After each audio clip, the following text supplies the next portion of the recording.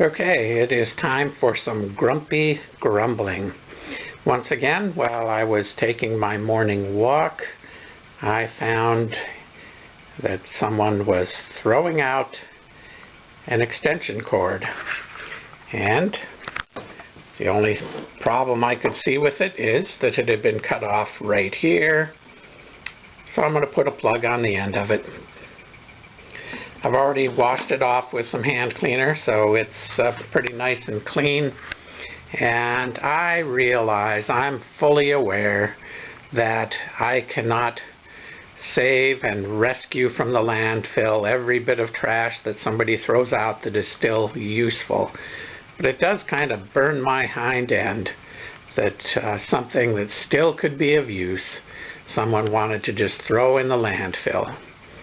And I also realize that not everyone is a home handyman, do-it-yourselfer, and knows how to put a plug on a cord. I understand that.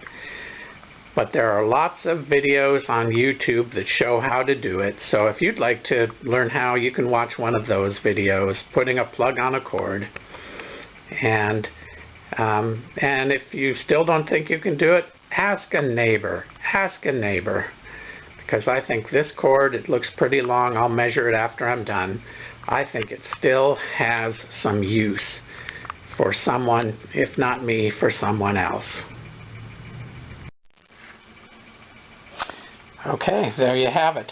For $5.34, $4.99 plus sales tax, I have a perfectly good 32-foot extension cord.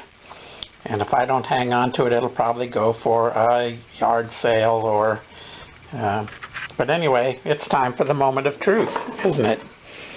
So I don't kill myself. Okay. So far, so good. I'm still alive.